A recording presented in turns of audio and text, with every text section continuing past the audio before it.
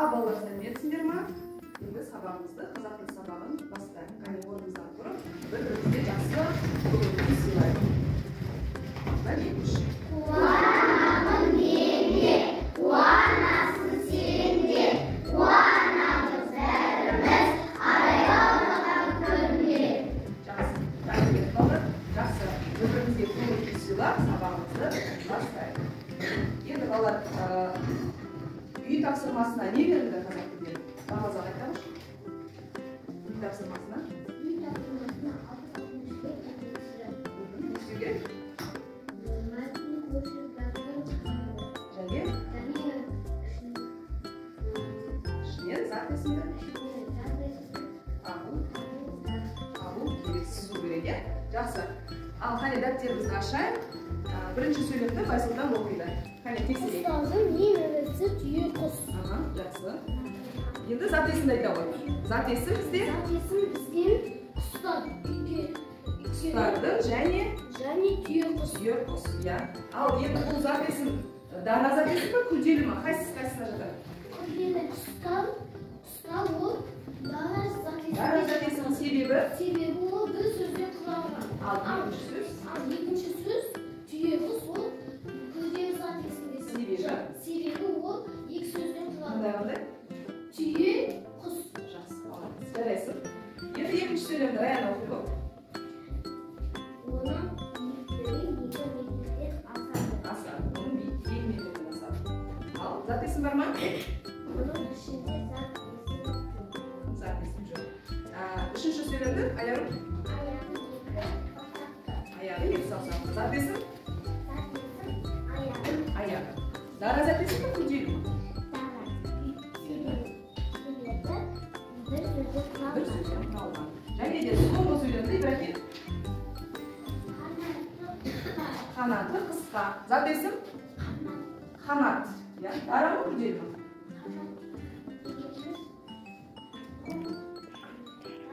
Дара. Себебі? Бір сөзден құралған. Жақсы. Жарайсыңдар балдар. Қане бір-бірімізге от шашу жасап қояйық. Жақсы. Қазір бағалау парағы берілді әр топқа. Сол осы бағалау парағынан әр топ басшысы дұрыс жауап берген балаларға тиісті балдарын қойып отырады. Міне бірінші топ.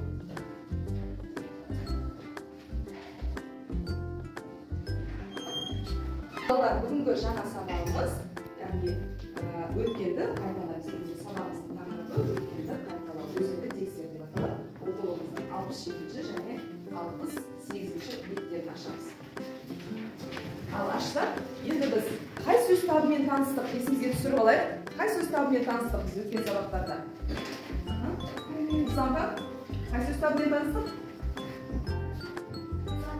Дұрыс, зат есіммен таныстық, е? Ал балалар, мына жерге назар аударайық. Зат есім нені білдіреді? Зат есім нені білдіреді? Назым айта ғой. Зат есім дегеніміз аттың атын білдіреді. Жарайсың, отыра ғой. Келесі, Ибрахим, зат есім қандай сұрақтарға жауап береді? Кім дейді. Жарайсың, Ибрахим, отыра ғой, өзіңе бал қойып қой. Енді балалар, қазір сендерге тапсырма, біз өткен сабағымыздың бүгінгі тақырыбы, яғни өзіңді тексер деп аталады. Сабағымыздың мақсаты сөз таптарына, яғни зат есімді өттік. Біз сол зат есімнің түрлерін бүгін қорытындылап қайталаймыз. Соған тапсырмалар беріледі. Енді бірінші тапсырма балалар, топтарға тапсырма берейін. Енді сендерге бұл тапсырмада сендер зат есімдер берілген, сол зат есімдердің арасынан артық сөзді сызып тастау керек. Және де неге сендер ол сөз тауып сыздыңдар? Ол сөз сыздыңдар, соны толық айтып кетеміз. Ал қай топ дайын? Сол топ белгі береміз.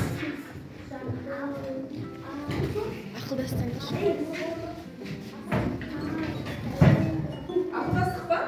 Барлығымыз? Жақсы, топтар дайын екен.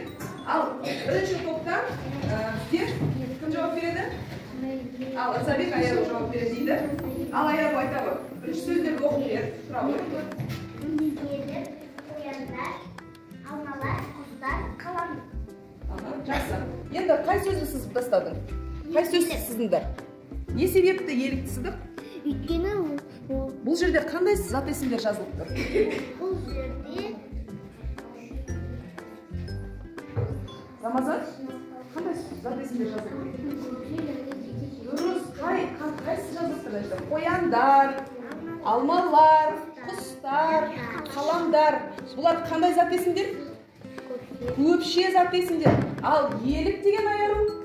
елік деген ол Жекеше. Сондықтан бұл елік. артық көп айтасыңдар. Жақсы.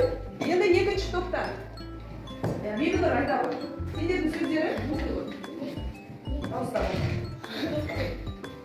Барлық сөзді оқып шық. Жамбыл, Айдос, Ертіс, Мектеп. Бұлар қандай зат есімдер? Бұлар жекеше көпше. Жекеше көпше ма бұлар? Жамбыл, Айдос, Ертіс, Мектеп. Қандай етістік? Зат есім? Жалпы және жалпы. Қайсысы сонда? Жалпы. Мектеп деген жалпы. Алдынан қалған сөздердің барлығы? Жалпы есім. Жақсы, жарайсыңдар. Қане ол шашу жасаймыз? Алған оқша. Енді үшінші топ. Так, оқимыз. Жамбыл. Ал қандай зат есімдер? Алатау, Алматы, Маңғыстау, Жамбыл. Бұлар қандай зат есімдер? Қай түрде жатады? Көмектесейік қалған топтар. Байсұлтан? Бұлар жалқы есім. Жалқы есімдер. Ал сендердің сызып тастағандарың өзен деген ол? Жалпы есім. Сондықтан өзенді сызып тастадық. Жақсы, кішкене кідіріп қалды, иә? Ал енді үшінші, төртінші топ. Кім оқиды? Аяла оқиды ғой. Бұл сөздеріңді оқиды. Ай, күміс, ата-ана, асық, жілік, тасбақа. Иә. Біз бұдан ай Бұлар деген қандай зат есімдер? бұлар бізде бұл дара және күрделі зат есімдер. Қайсысына жатады аналар сөздер?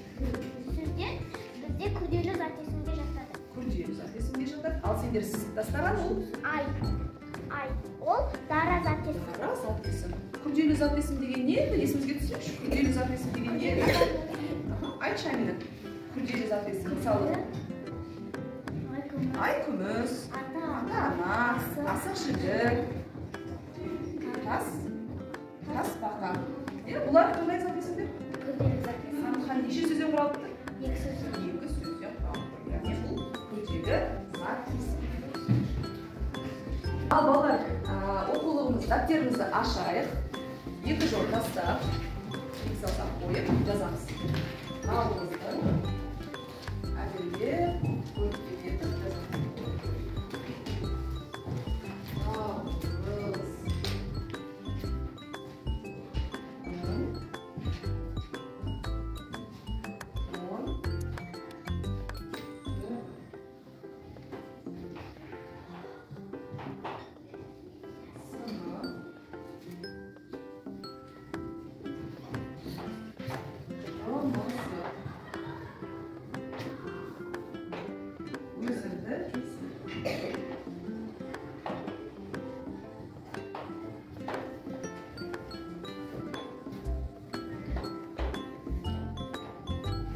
Көркем жазуға қалар.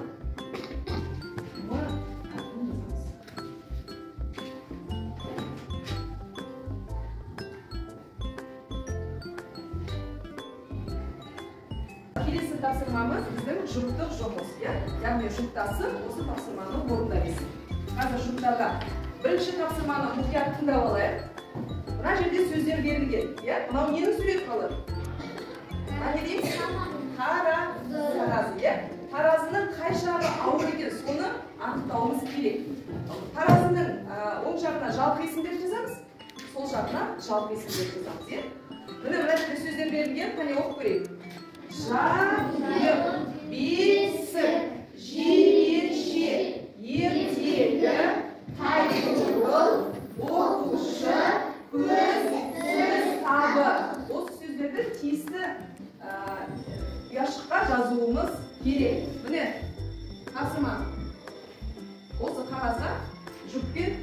birinchi o'rindaymiz.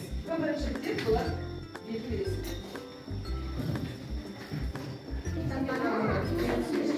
Bugun nasıl söyleyip durur ya? Şayet yesin sonu. Jalqasin.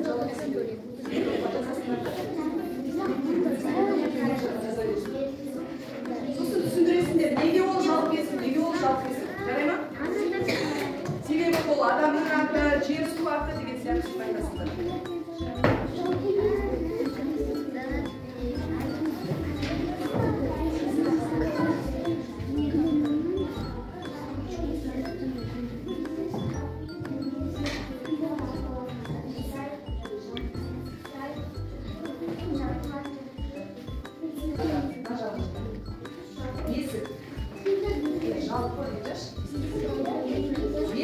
Arjanında.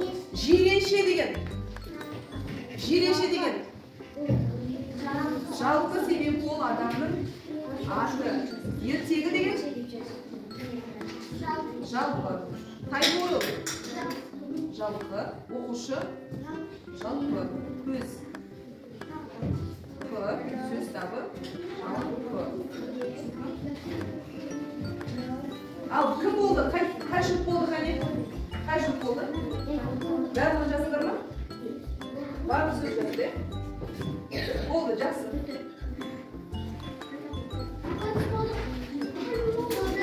Білмейміз. Жақсы, Ибрахим мен Аллашардың жұбы жазып тапсырмасы орындап болдық дейді. Келе қойды, тақтаға шығамыз.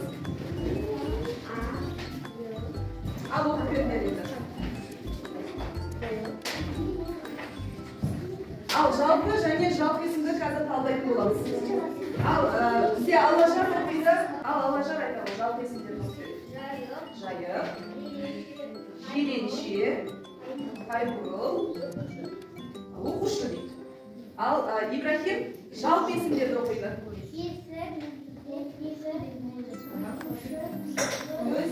Сөз табы. Ал балалар, сенің жазғандары Аллажар. Жалпы есімдер, я? Жалпы есімдерде қандай қате жіберді? Оқушы деген сөзді жазып қойыпты. Неге оны жазбау керек? Ал Айсұлтан айтпақшы. Жалпы есімге жатады? Жалпы есімге жатады. Ол шарппен жазылып тұр, я? Ал бұндығы дұрыс па? Бұндығы дұрыс екен. Жақсы. Отыра болдар. Келесі жүр. Келіңдер. Ayala men ayalım. Al. Şunu koyayım. Çal kesin. Haydi bu. Çal kesin.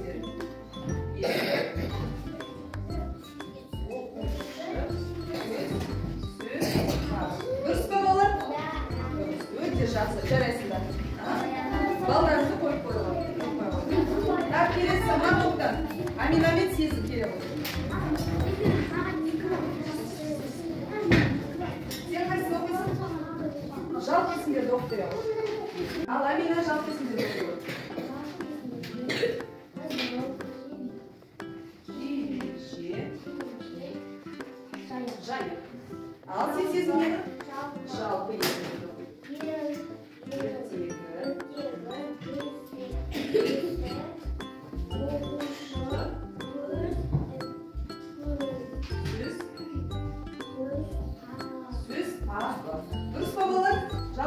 Жалпы есім дұрыс жазылған ба? Жақсы, жарайсыңдар. Тиісті балдарыңды қойып қойыңдар. Екі балдар. Балдар, онда сабағымызды қорытындылай келе, біз зат есімнің түрлерін қайталадық. Енді қараңдар балдар. Тақтаға назар аударамыз. Енді мына жерде вен диаграммасы қойдық. Жалпы есім және жалпы есім. Енді осы вен диаграммасына жалпы есім мен жалпы есімнің ортақ. Екеуіне де ортақ не? Рамазан? Дұрыс, екеуі де зат есім. Жақсы. Келе шырауын жаза қой. Ручканы алып мақсат. Екеуі де зат есім дейді, екеуі де ортақ. Енді жалпы есім деген не? Жалпы есім деген не? Назым. Жалпы есім дегеніміз кісінің, жер су аттары, адамның атын, Өзен көл. өзен көлдердің атын бас ассоциативдер. Керек ғой, мысал жасап қой. Ал енді жалпы есім дегеніміз не? Алихан, жалпы есім дегеніміз не? Айта ғой.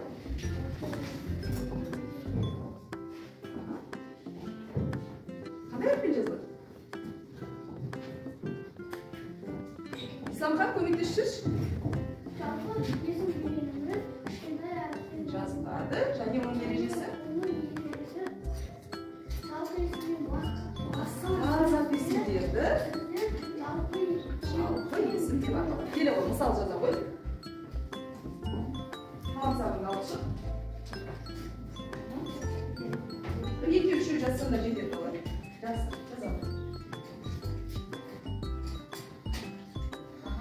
Назымен оқып бере ғой. Жалпы есімдерді. Аяру, Астана, Жайық. Бұлар жалпы есімдер. Жайық отыра ғой. Söz yaz.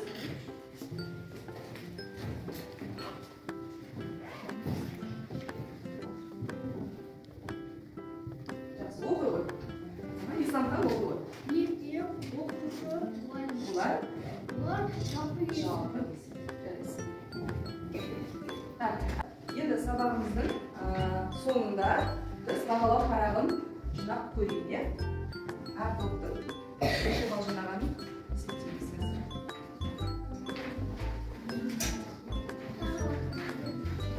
Жақсы, енді бағалау парақтарың мен балдарыңды көрейік. Ибрахим мысалы 8 балл жинапты, бірақ ол белсене сабаққа жақсы қатысып, барлық ережелерге жауап беріп отырды, сондықтан 10 баллды қояды. Алажар бізде өте жақсы жауап берді, бірақ кішкене қателіктері болды, сондықтан 8 балл жинапты. 8 балл қоямыз. Келесі Аяла жарайсың. Кішкене қателіктері болды. Сен мына жерде 6 балл жинапты, саған 8 баллды қояйық бүгін. Аяру өте жақсы жауап берді, барлық ережелерді, тапсырмаларды өте белсене жауап беріп отқан үшін 10 балл қоямыз. Рамазан да өте жақсы жауап берді, бірақ 8 балл жинапты, белсенділігі үшін 10 баллды қояйық. Келесі, енді мына топта. Қуандық Аяла өте жақсы жауап берді, балалар. Мына жерде тапсырмалары бойынша есептегенге 10 балл жинапты. Жарайсың. Назым да сол сияқты 10 балл. Байсұлтан да жақсы, өте жақсы 10 балл жинапты. Және де Ясин 10 балл жинапты. Жарайсыңдар балалар. Балалар, үй тапсырмасына 68-ші бет. Қане күнделігімізді ашайық. Ертеңгі күнге 12-сіне жазамыз. Қазақ тілінде. Үй тапсырмасына 68-ші бет. 5-ші жартылай. Қане күнделігімізді ашып жазайық. 68-ші бет. Балалар, үй тапсырмасын қысқаша түсіндіріп кетейін. Мына жерде өлең берілген, сол өлеңді түсініп оқимыз. Өлеңнен күрделі зат есімдерді тауып, сол күрделі зат есімдерді үтір арқылы жазып келесіздер. Түсінікті ма? Жақсы. Балалар, бүгінгі сабағымызды қорытындылай келе, енді мына жерде білім баспалдағы тұр. Білім баспалдағында бізде сары түсте түсінбедім. Егер де сабақты мүлде түсінбесеңдер, осы сары баспалдаққа келесіздер. Егер де аздап түсінген болсаңдар, онда мына қызыл қоңыр түскенесіздер. Ал түсінген болсаңдар, жай түсінсеңдер, онда мына баспалдаққа келесіздер. Ал егер уже барлығын түсініп қолдана алсаңдар, жасыл баспалдаққа стикерлерді келесіздер. Ал алдарында